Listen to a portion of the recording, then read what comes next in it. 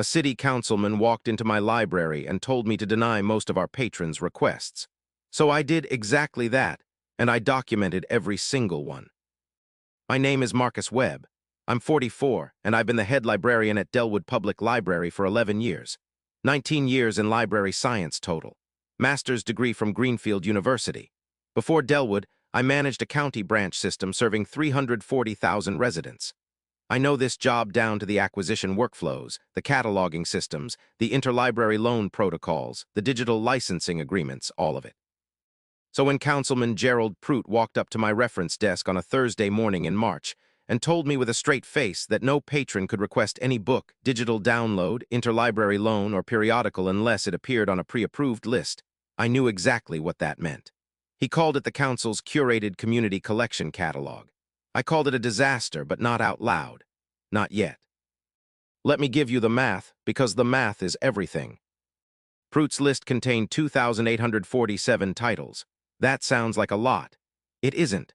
Delwood Public Library holds 94,000 physical items and provides access to another 600,000 through our consortium agreements. His list covered roughly 0.4% of what we actually offered patrons. We handle about 1,100 patron requests per week across all channels: in-person, online holds, interlibrary loans, digital checkouts, periodicals. Of those, about 340 per week were for items not in our physical collection, fulfilled through our consortium and interlibrary loan network connecting us to 47 partner libraries across the state. Prout's list would approve maybe 200 of those 340 on a good week. The other 140 would get denied, every single week. But it was worse than that. Our interlibrary loan agreements had minimum volume commitments written into them. We had a standing agreement with the State Library Consortium to process and fulfill at least 300 outbound loan requests per month. Fall below that threshold for 2 consecutive months, and we could be dropped from the network entirely, losing access to all 600,000 consortium titles for every patron in Delwood. Not just the ones asking for books Prout didn't like, everyone. Then there was our digital lending platform, CloudShelf. We negotiated a flat rate of 87 cents per checkout in January, based on projected annual usage of 8,400 checkouts. Prout's approved list covered maybe 300 of the 4,000 digital titles available. If our usage dropped significantly, and it would, we'd be locked into a renegotiated rate of $2.30 per checkout for the rest of the contract. That was an added cost of somewhere between $9,000 and $18,000 by December. I knew all of this on Thursday morning. Prout knew none of it. So I pushed back, professionally, calmly. I walked him through the consortium threshold. I pulled up the contract on my screen and pointed to the minimum volume clause. I showed him the CloudShelf licensing math. I told him his directive would cause service failures, financial penalties, and the possible loss of network access for every single patron in Delwood. He listened the way people listen when they've already decided, and they're just waiting for you to stop talking. Then he said, "Marcus, I'm not asking you to interpret the policy. I'm telling you to implement it. The list exists. Use it." I tried once more. I pointed out the list had 2,847 titles and we fielded over 1,000 requests a week. He said the list would grow as the council reviewed more materials. I asked how fast. He said the review committee met quarterly. So I did the math out loud. At their current pace, it would take approximately 78 years to cover our full collection. He told me I was being obstructionist. So I said, "Councilman, I want to make sure I understand the directive. Every request, in-person, online, interlibrary loan, digital, must be cross-referenced against the approved catalog before processing. Items not on the list are denied. No exceptions, effective immediately." He said, "That is correct." I said, "I'll need that in writing before I instruct my staff to change our procedures." He pulled out his phone and forwarded me a memo he'd already drafted. The timestamp was 9:47 a.m. He'd written it before he even walked through the door. The conversation had been a formality. I printed the memo, filed it, made a digital copy, and saved it to a folder I labeled simply PRUITT. Then I called a staff meeting. I have 4 full-time staff and 3 part-timers. My deputy, Renata Park, has been with the library for 14 years. She's sharp, methodical, and doesn't rattle easily. When I read them Prout's memo and explained what it meant operationally, She went very still in the way she does when she's computing something unpleasant. She asked every request. I said every request. We check the list. We document the check. We note the outcome. If it's not on the list, we issue a denial and document that too. And I want every denial notice to include a specific explanation, item not present on the council's curated community collection catalog, per directive from Councilman Gerald Prout, dated March 14th. His name on every one. Renata looked at me for a second, then she nodded. We started Monday. The first day was a disaster in slow motion. A patron came in at 10:15 a.m. looking for a nursing textbook she needed for her LPN certification program. Not on the list. Denied. She'd driven 40 minutes because she knew we had interlibrary loan access and the community college's copy was already checked out. She left upset, then called the front desk from the parking lot asking for the director. I took the call. I explained I couldn't fulfill her request under the current directive. I gave her Prout's name and his council office number. That was the first call his office got. It would not be the last. By Wednesday of week 1, we'd processed 248 requests. 97 of them were denied. Our historical denial rate for items we genuinely couldn't obtain was about 4%. We were now running at 39%. I emailed Prout's office the weekly summary that Friday. Clean spreadsheet. Timestamps, item names, patron ID numbers, denial reasons, all of it. I copied the city manager's office, a woman named Patricia Delano, who was listed as library services oversight on the org chart and had received all our standard operational reports for 6 years. Standard practice. Nothing unusual about it. Prout's office didn't respond. Week 2 was worse. Word had spread among regular patrons that something was wrong at the library. 3 people in one day came specifically for interlibrary loans and left denied. One of them was a high school student working on an AP history project who needed a scholarly journal article. No academic journals were on the approved list. Prout's catalog was almost entirely popular fiction, selected nonfiction, and children's picture books. No academic journals. No professional periodicals. No technical manuals. No foreign language materials. The student's teacher called us. I documented the call. Denial per Councilman Prout's directive, memo dated March 14th. By end of week 2, we had denied 211 requests and fulfilled 186. For the first time in 11 years, our denial rate was higher than our fulfillment rate. I sent the second weekly summary to Prout's office. Same format. Copied Patricia Delano. Copied Library Board Chair Howard Tillies, who received operational summaries by standing practice. Still no response from Prout. Week 3, our consortium coordinator, Diane Show at the State Library office, called me. Pleasant but direct. She said our outbound loan numbers were down 71% from the previous month, and she was flagging it before it became a compliance issue. If we couldn't get the numbers up, we'd trigger the review clause in the consortium contract. I thanked her and asked if she'd put the volume shortfall and the contract clause in writing. She had the email to me by 2 p.m. I forwarded it to Prout's office, Patricia Delano, and Howard Tillies. One line in the body. Please see the attached correspondence from the State Library Consortium regarding our compliance status under the current processing directive. This time, Prout's assistant responded. Thank you for your message. Councilman Prout is reviewing the situation. Meanwhile, CloudShelf sent us our month 1 usage report. Digital checkouts down 58%. Rate renegotiation clause triggered at 2 consecutive months below 40% of projection. I ran the numbers in a memo, estimated additional cost through end of contract, roughly $9,900 minimum. Saved it to the PRUITT folder. Sent it to Prout's office, Patricia Delano, and Howard Tillies. That email got Howard Tillies on the phone. Howard is 67, retired accountant, 9 years on the library board. He does not have a dramatic bone in his body. He called me on a Wednesday afternoon and asked me to walk him through the situation from the beginning.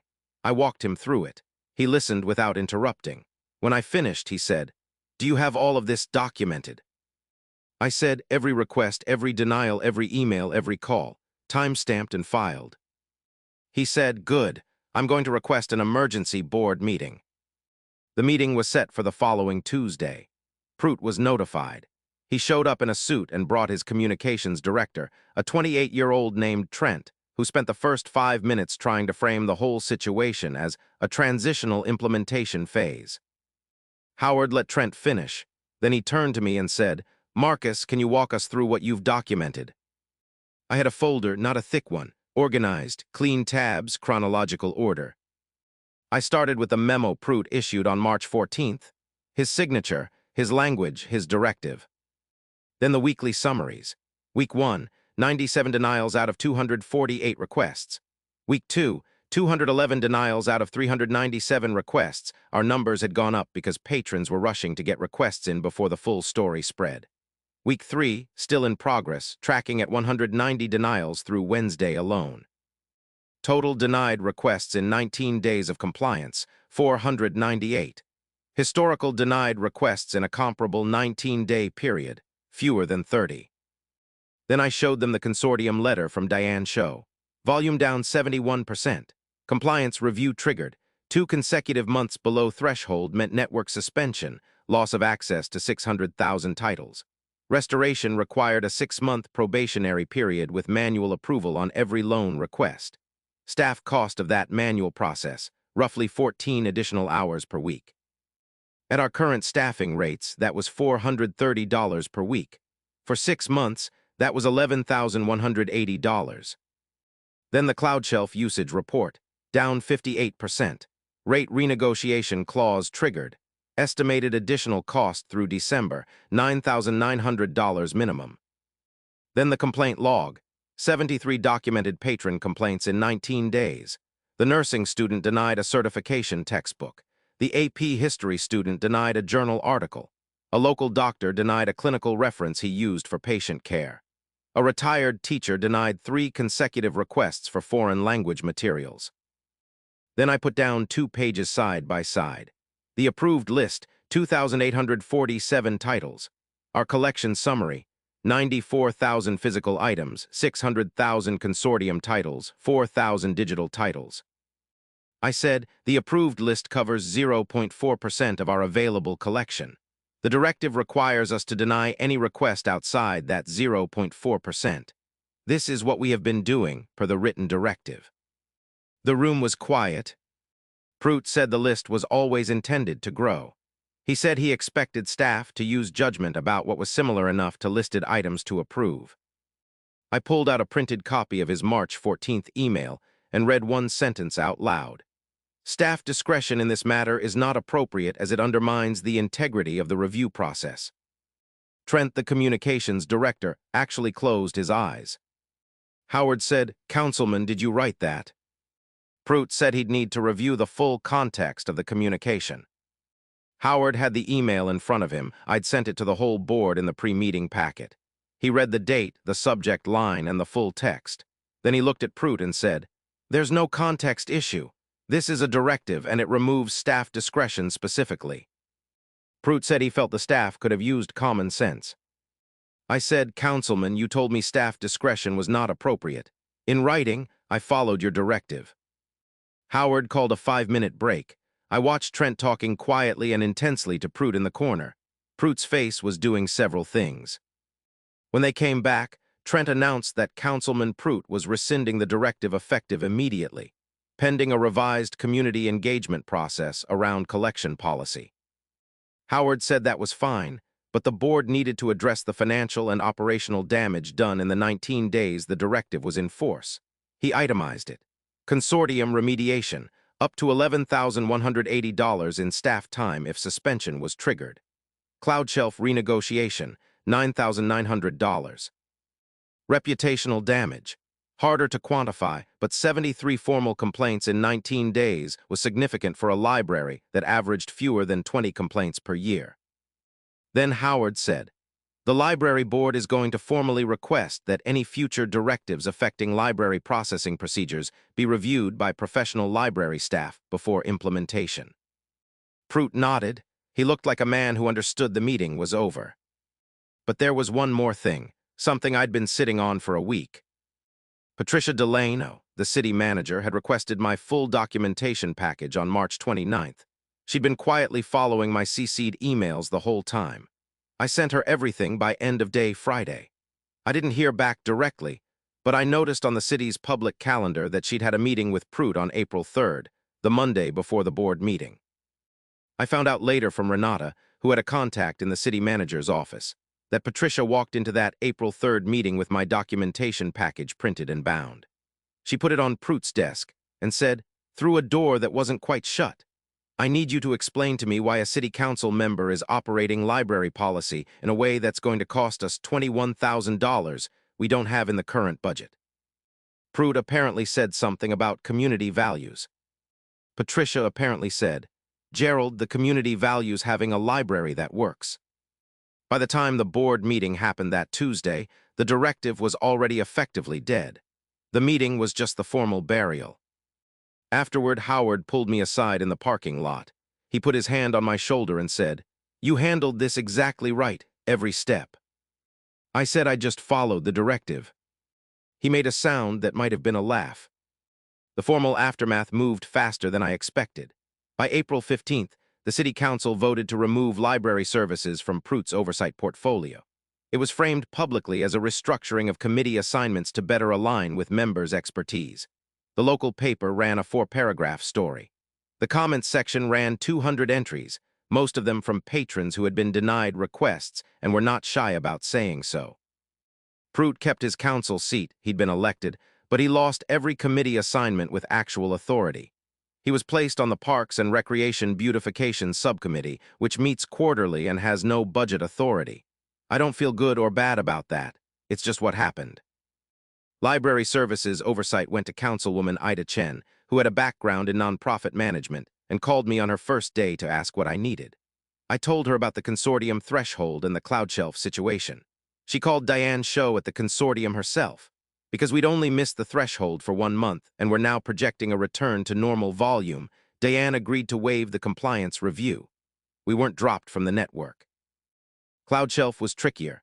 The usage clause had been triggered and the contract language was clear. Ida Chen joined the renegotiation call. We landed on a compromise rate of $1.40 per checkout for the remainder of the contract instead of the $2.30 they could have charged. Total additional cost, about $4,600 through December. That hurt, but it was manageable. Ida got the city to cover it from the council's discretionary fund. I didn't ask how she got that approved.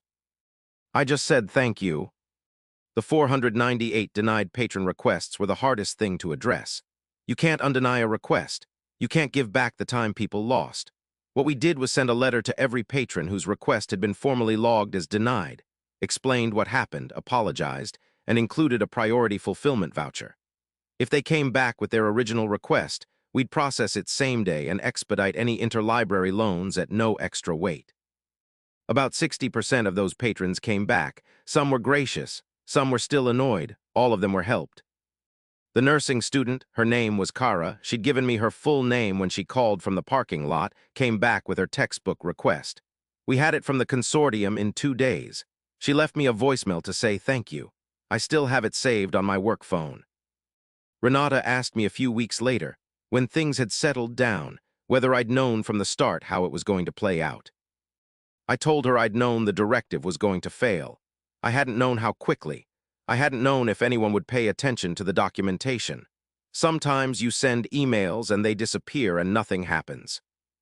She asked if I'd felt bad about it, about letting it run long enough to cause real damage before it stopped. Here's my honest answer. I tried to stop it before it started. I gave Prout the exact math before a single request had been denied. He told me to implement the directive anyway and explicitly removed my discretion to do otherwise. Once that memo was in my hands, the only tools I had left were compliance and documentation. I used both. If I'd quietly ignored the directive, 2 things would have happened. Prout could have had me disciplined or terminated for insubordination, leaving the library without a director and making things worse. And the problem itself would still be there. He'd still have the authority to issue the next directive. The only way to stop it permanently was to let it run and document exactly what it cost. The 498 denials over 19 days were the price of stopping 498 denials every 19 days indefinitely. I'm not comfortable with that, but I'm at peace with it. About 2 months after the board meeting, I got a call from a librarian named Paul Yee, who ran a branch library 60 miles north of us. He'd heard about Delwood through the consortium network. His city council had just proposed something similar, a community standards review process for collection requests. He asked how I'd handled it. I told him, document everything from day one. Copy every relevant authority on every operational report, not as a political move but as standard practice, so when the math becomes undeniable, the right people already have it in their inboxes. Get the directive in writing before you implement a single change. And do the math in public, specific numbers, specific dollar amounts, specific timeline consequences. Because most people don't realize how much a library does until you show them exactly what stops working when you interfere with it. Paul called me back 3 weeks later. He said the proposal had been tabled after he presented an operational impact analysis to the council. No directive was issued. No compliance was required. The problem was stopped before it started. That was better. That's always better. But sometimes you don't get the before. Sometimes you get the memo on a Thursday morning from someone who's already made up his mind, and all you can do is follow it exactly and keep the receipts. If you were handed that memo on that Thursday morning, what would you have done? Drop it in the comments. I'd genuinely like to know.